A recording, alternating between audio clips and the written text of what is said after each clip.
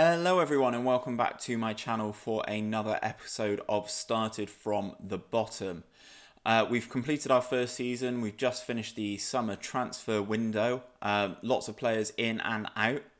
So if you've missed anything, please do make sure to click on the card above my head. I think it's up here, fingers crossed it is up here, and I'll link the playlist so that you can catch up with everything that you've missed. But for now, let's get into reviewing those transfers.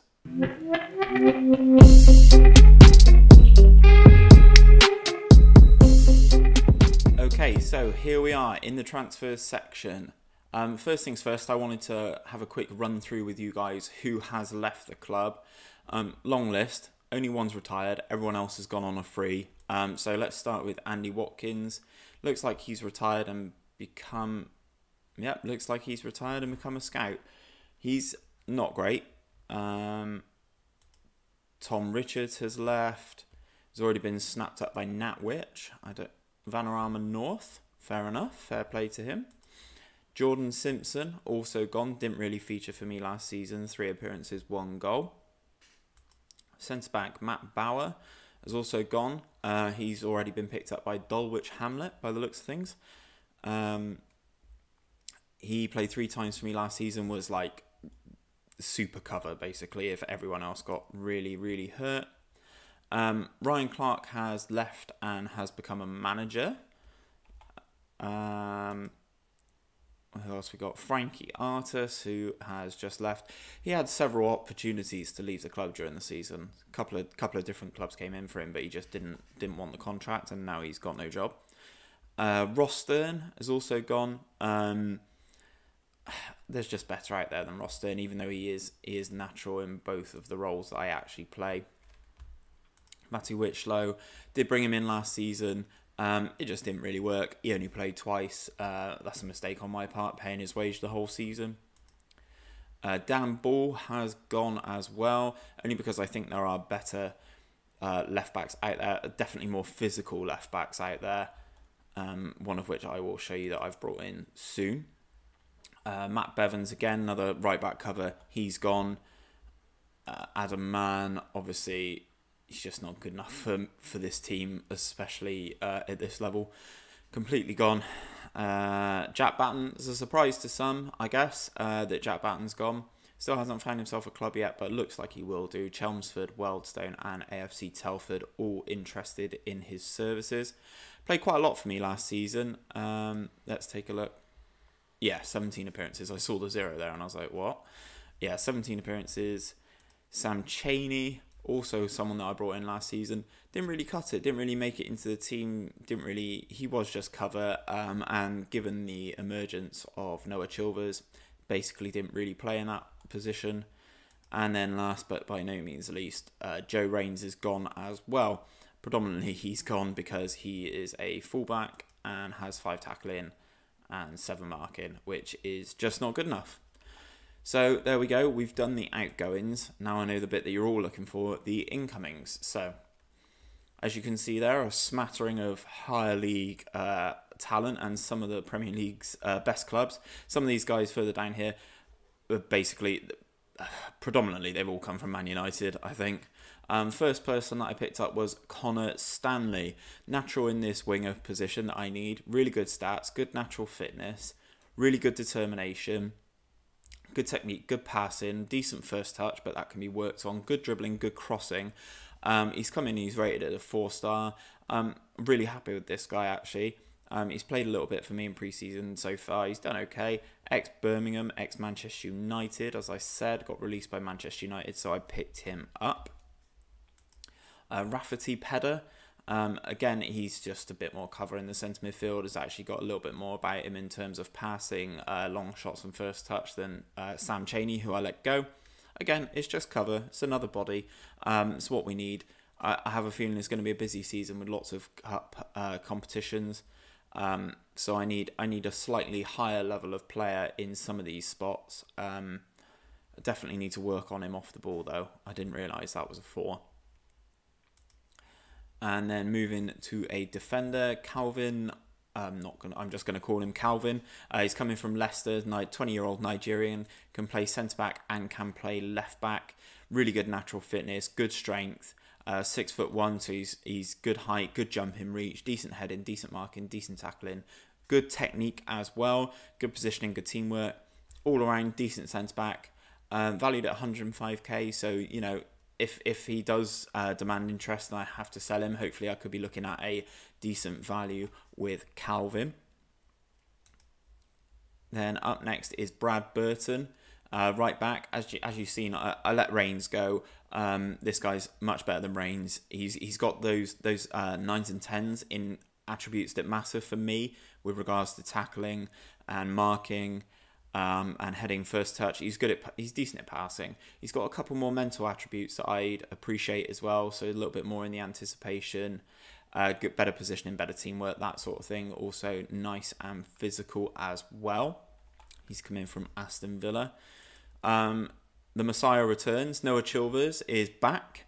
Got him again on loan from Colchester. I think he just worked so well for me last season. 13 goals.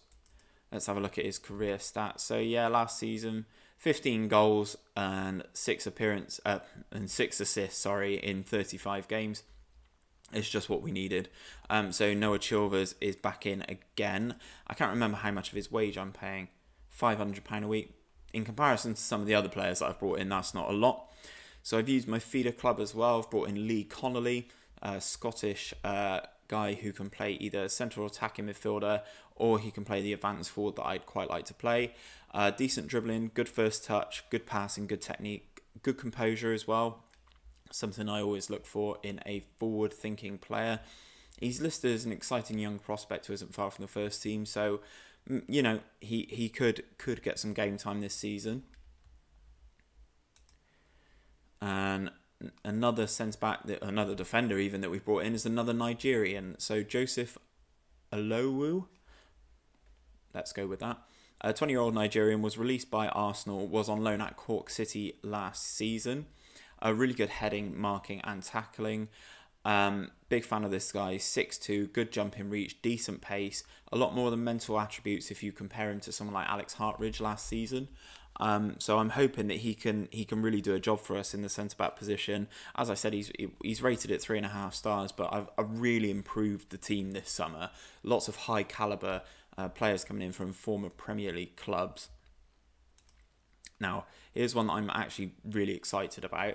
Josh Appiah, really good crossing, good dribbling, decent finishing. I'd like it in double digits. I'm not going to lie to you guys. Good first touch, good heading, good technique.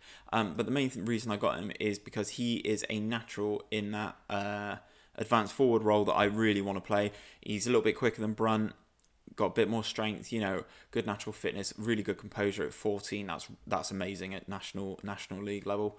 Good decision making, decent off the ball as well.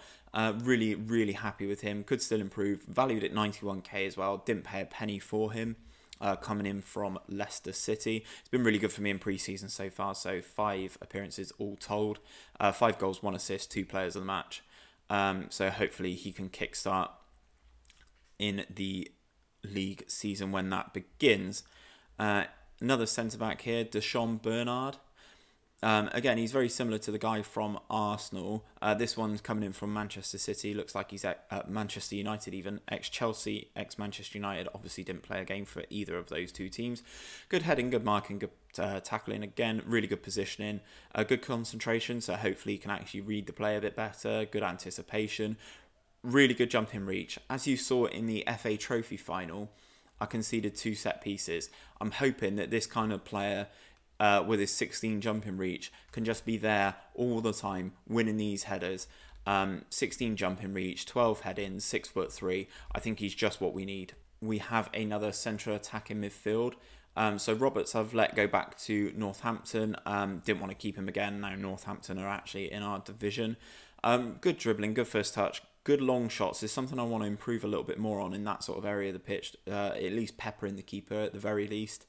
Good passing, good technique, good tackling as well. This is a step where I'm looking to improve a majority of the mental attributes now. I think they're a little bit more key the further up the divisions you go and really separates the players. Then obviously we've got decent physicals again here. Attacking midfielder, balance, right-footed, you know, standard sort of stuff here really. Was released from Cardiff. I felt like we needed some balance on the left-hand side of the field, and as he was really good for us last season, chipping in with 14 goals and 6 assists, I've brought Sam Pearson back in again from Bristol City. I think he developed really well, actually. Again, I'm only paying him 85 quid a week, so you know you can't argue with that whatsoever. Hoping to develop him a little bit more. He is only 18. When does his contract run out with Bristol City? 2022. So I've still got plenty of time to develop him if he were to go on a free transfer. So 2 more to go. Dion McGee, another one in from Manchester United. They're all in United kit. I'm not going to lie. He can play sort of in a number of positions. Is why I basically got him in. So he can play on the wing, can play attacking midfielder, can play centre midfield if he has to. Not really a natural at the right centre mid spot. Basically, I got him as another body that can play a number of positions. Good corners, so he'd be a good one to take my set pieces. Good first touch, a really good free kick taken from a player who I actually think will feature more than the guy who I brought in last season. Good passing, good technique as well. Good flair, good vision. This is the type of guy where I know he's only 5'8" and 9 stone 10. God, I haven't been 9 stone 10 for ages. Probably not since I was 9 years old.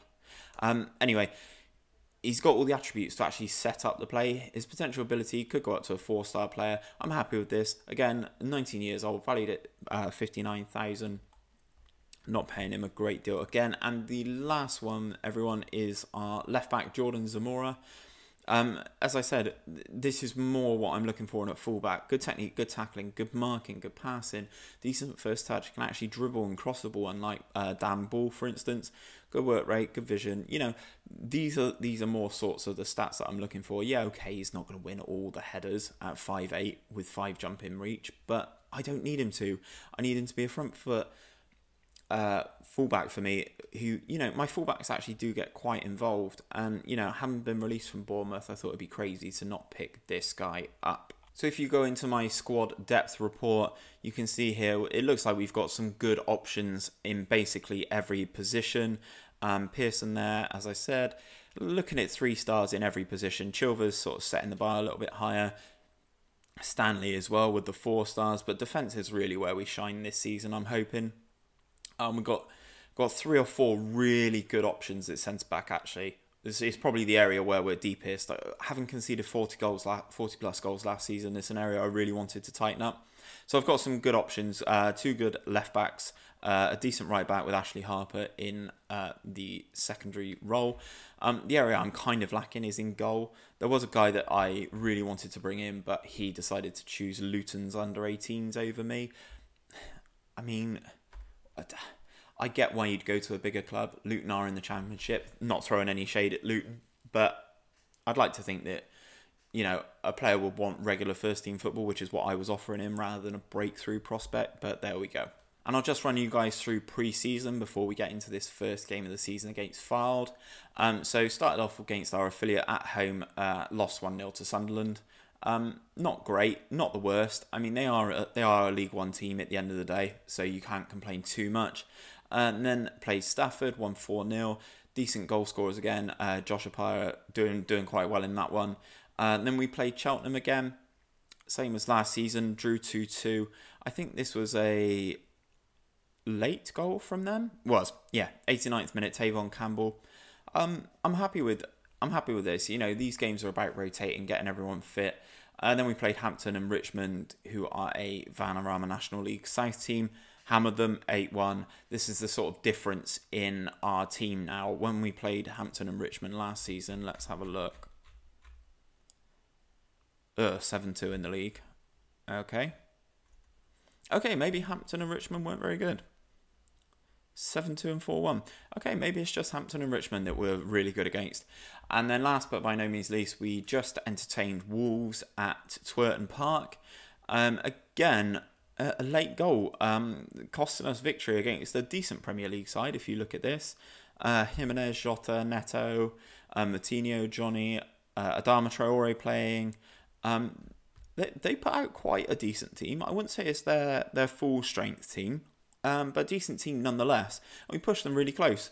Yes, Raul Jimenez did miss a penalty, but Adama Traore scoring a late goal pulling it back to 2-2. I'm actually quite happy with our results in pre-season. Maybe would have preferred to have got an extra game or two in, but I was so busy in bringing all the players in. I just delegated pre-season to my assistant. I wasn't really interested in what happened. They're just to get fitness under our belts. And now we move into the game against Fylde.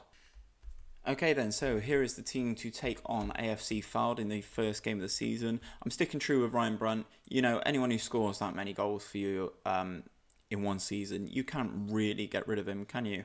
25 goals in the league in 35 appearances. I'm keeping him up front for the first game at the very least, just to see how we get on.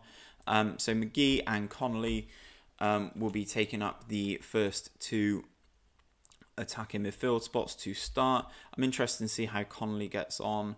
I obviously do have Rooney still on the bench. Could also bring on Humphreys if I have to. Then the Afghan guy is now moved over to the left-hand side, making way for Stanley on the right. Chilvers a deep line playmaker. That looks a really solid back four. I'm actually really happy with that. Hopefully that can offer my weaker goalkeeper a lot more protection this season. So let's submit the team and let's go into the game. Okay, so here we are. Fylde playing a lovely 5 at the back formation. This midfield's going to be so compact. They've got two guys up front. I'm hoping Bernard and Calvin can do a job on them. Lots of players making their debut for me. You could say that gelling could be an issue, but we will see how we get on. We should try and encourage the team. I'm actually going to go passionate and say we've got nothing to lose here. Let's show what we're capable of. One thing I am kind of worried about is that everybody in the squad hierarchy at the moment is in the other players section. Hopefully that changes sooner rather than later, but we are ready to start the season. Bromley have already gone top. I've not kicked a ball yet, so that's interesting. Playing in our purple kit. KG opening exchanges, but here we come with a long throw. Ball into the box. Calvin misses a header. Connolly flicks on towards Brunt, but the Brunt heads over the bar there.